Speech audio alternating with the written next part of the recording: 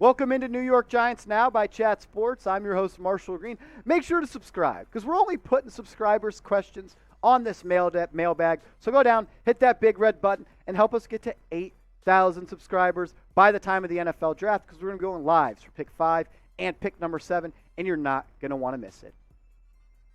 Super Chat, appreciate you, Sam, $1.99. Deebo just liked a tweet about going to the Cowboys. Is this fake news? Deebo Samuel to the Cowboys. Wow. I mean, yeah, Deebo Samuel, he requested a trade. A report from Jeff Darlington earlier today. He requested a trade. And I'm seeing now on my Twitter feed that he liked a tweet about playing for the Dallas Cowboys, him a jersey edit in a Cowboys uniform.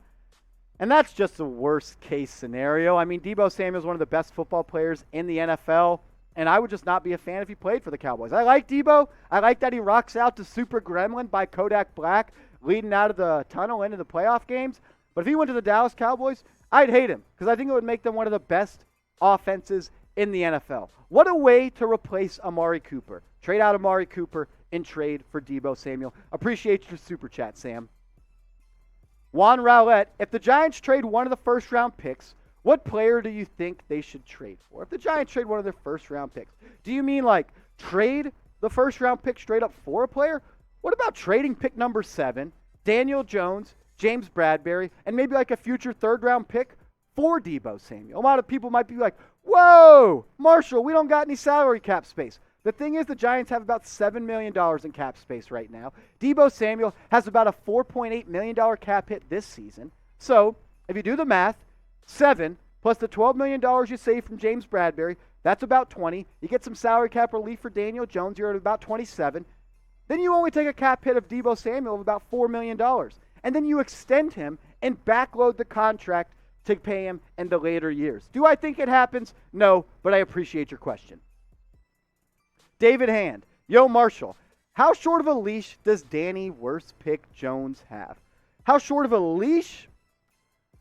I would say I think the Giants are going to ride it out with Daniel Jones. This is his last time and his last chance to prove to himself, Brian Daboll, Joe Shane, John Mara, and everybody related to the New York Giants that he can be a franchise quarterback. If the Giants fall to 0-10, I just let him rock out because the best case scenario, if he sucks, the Giants pick first in the draft next year. I don't think he has a short leash, but if he does struggle, I don't think it's the unreal idea that Tyrod Taylor, who's getting paid about $7 million, could come in and take his spot. But I don't think that happens this year for the Giants. Appreciate your question, David. All-time Giants. Should the Giants trade Saquon? He will be expensive to keep if he has a good year. No doubt about it. And right now, the Dallas Cowboys are feeling it because of what they paid Ezekiel Elliott. Look, if you trade Saquon, you save $7.2 million. But if you don't trade him, which I don't think is going to happen, Joe Shane has talked about it, that means you have to have the dollars allocated and prepared for him to have a good year. Because if he has a good year, you don't just want to have him walk. You want him to be a Giant again, and you're going to have to pay him big-time bucks. If he goes and does what he did back in his rookie season, where he had 260 carries, played all 16 games, went for 1,300 rushing yards, averaged 15 yards a pop, 15 total touchdowns, and 91 receptions, I'd re-sign Saquon Barkley. I'd pay him what he wants. But that does come with a hefty price tag because you got to remember, since 2019 and 2021, he's only played in 28 games and he's been a shell of the player he was. His average went from 5 to 4.1. He's had 1,600 yards since his rookie year, and he's only scored 12 total touchdowns. So there's a lot to weigh with Saquon Barkley. My thing is, if you don't trade him, you better re-sign him if he has a good year. Because that comp pick you're going to get if he gets paid a lot of money, it's not going to be worth the production of potentially the best running back in the NFL. And a guy that sounded hungry when he was speaking to the media today at Giants voluntary minicamp. But weigh in, should the Giants trade Saquon Barkley? Type T for trade. Or if you want to see him in New York Giants blue next year, go down and type K for keep. Ray Nunez, Odell to the Giants. Oh my gosh, here we go again. Look, at one point I was one of the biggest fans of Odell Beckham. I thought he was the best receiver in the NFL. He's probably the most entertaining Giant we've ever seen. The thing is, he got sent to Cleveland to die via Dave Gettleman, And I don't think he has a good relationship with the Giants. He's always chirping at him on Twitter, saying, oh, I was such a locker room cancer, blah, blah, blah. Thing is, I'd love it to happen. One of my favorite players ever, one of the most dynamic players to ever wear New York Giants blue, but I doubt it ever happens again.